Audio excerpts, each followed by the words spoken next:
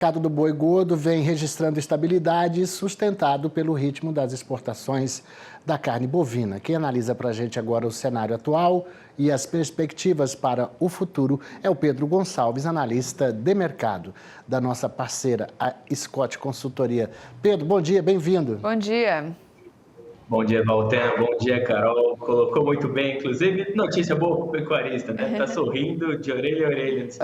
Eu tô ótimo. Meu pai estava lá com um gadinho para vender, aí estava assim, 270, aí foi para 200. Aqui em Goiás, né? 290. Como é que tá aí a cotação, hein? São Paulo, Goiás. Quando a gente pega agora, né, a referência para São Paulo, né, colocar São Paulo como a nossa baliza central que a gente coloca aí no nosso país, né, que é o maior mercado consumidor do nosso país. Hoje a gente vê a cotação variando aí 312 até 317 reais por arroba, isso na consideração o boi comum e para o boi China, né, esses preços brutos aí a prazo, e a gente vê um cenário muito favorável. É claro que, segundo a quinzena que a gente está falando aqui do mês de agosto, questão do consumo interno de carne bovina acaba diminuindo um pouquinho, né? A questão aí dos recebimentos de salário ficou lá para o começo do mês, agora o poder aquisitivo da população é um pouquinho menor, isso atrapalha um pouquinho a situação que a gente está vendo, mas o consumo de carne no nosso país ainda está muito bem. A gente está falando de preços, inclusive, mais altos do que do ano passado, mas o consumo vem registrando um cenário bastante positivo. Inclusive, escoamento de carne veio muito positivo para o nosso cenário interno aqui do nosso país. E isso mostra que as duas demandas, né, bastante aquecidas, né, tanto a interna quanto a externa. Externa a gente nem precisa falar da exportação, né? Está quase batendo recorde, 213 mil toneladas exportadas até a quarta semana de agosto. Expectativa que, se continuar dessa forma, né, com essas 13 mil toneladas embarcadas diariamente, a gente chega a 280 mil toneladas, recorde histórico para um mês, superando até julho. A gente deve ter um cenário com essas duas demandas bastante aquecidas e com uma oferta de bovinos terminados um pouco mais restrita. Isso traz justamente esses preços um pouco mais positivos. E pensando no segundo semestre, né, o cenário é bastante positivo para o consumo tanto interno quanto externo. Até pensando aí, né, chegada aí essa reta final dos campeonatos aí, sou corintiano, estou pensando na Copa do Brasil, churrasco para comemorar. A gente está pensando no cenário positivo para o segundo semestre, para todos os consumos, tanto interno quanto externo. O nosso DTV Daniel tá ali todo feliz também, viu? Tá com a camisa do Corinthians, né? Eu sou amigo do Neto, hein, sabia? O Neto é da Band, né? O Neto é... Tem gente que acha o Neto horrível, mas o Neto é um querido amigo meu, sabia? É.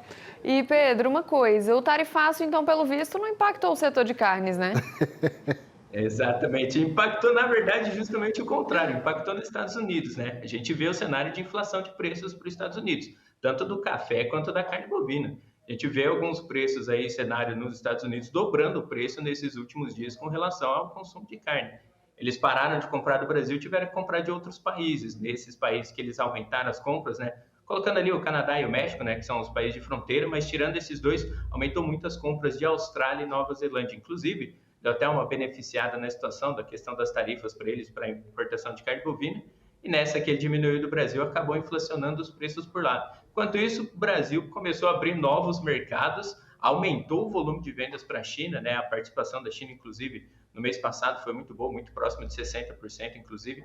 Aconteceu que a China comprou carne de todo mundo, né? Aumentou a compra do Uruguai, aumentou a compra da Argentina, aumentou a compra do Brasil. Os chineses estão com um apetite muito bom.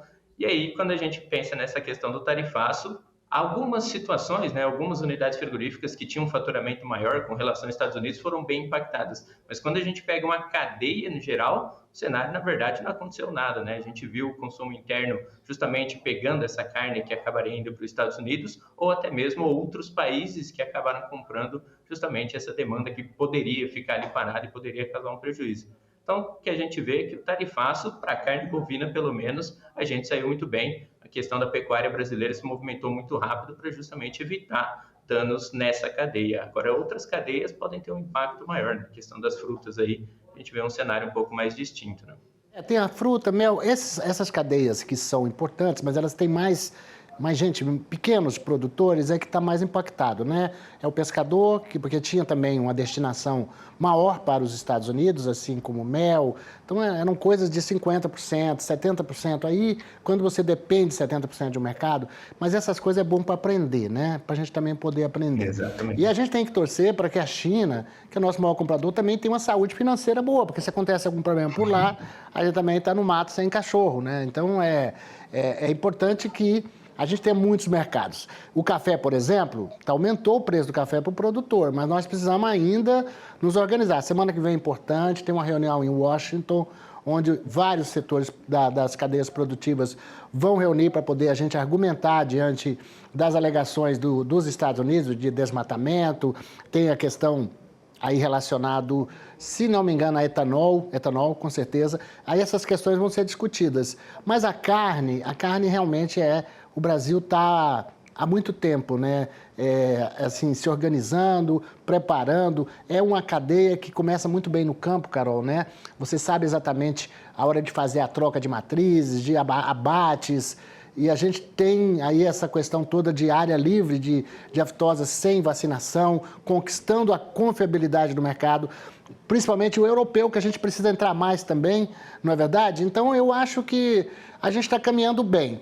Agora, vamos falar dos desafios. A gente vai ter aí, por exemplo, parece que, nem sei se é um desafio ruim, mas a nossa meteorologia está prevendo uma primavera mais úmida, com mais chuva.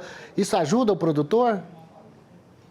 Pensando na questão de pastagem, né, quando a gente pensa numa relação que pode vir aí uma chuva, inclusive a gente estava até vendo para esse período, a gente teve um período um pouco mais extenso de chuvas, né, mais distribuídas para esse momento, isso ajudou em alguns momentos sim a questão das condições de pastagem, que a gente está vendo agora, até brinco aqui da nossa região, a gente sofreu muito ano passado com a questão das queimadas, esse ano parece que está vindo um pouco mais menor nessa situação, que é a nossa região de Ribeirão Preto, a gente sofreu bastante com queimadas na situação de cana. Pensando para o pecuarista, né, a condição agora não é tão favorável. Tanto você colocou muito bem essa questão de relação de troca, compra de matriz e tudo mais. Nesse momento a gente vê até a reposição sendo um pouco mais pressionada, porque a reposição praticamente recria no nosso país é feita a pastagem praticamente, né, não é utilizado aí o sistema de sequestro, resgate de bezerros em confinamento, né, ainda está caminhando um pouco em relação a isso. E o que a gente vê é uma dependência muito grande dessas condições climáticas. Se a gente tiver realmente aí uma laninha, né, que é o que está sendo esperado para esse avançar aí do segundo semestre para esse momento, é um cenário um pouco mais positivo que a gente vê no cenário centro-oeste, sudeste aqui do nosso país. Para o sul ali pode ser um pouco impactado, né? O sul que vem sofrendo bastante. Tivemos os anos de seca, depois uma enchente, agora fica essa situação, como que vai ser agora? Estão previstas aí algumas chuvas um pouco grandes ainda para a região também.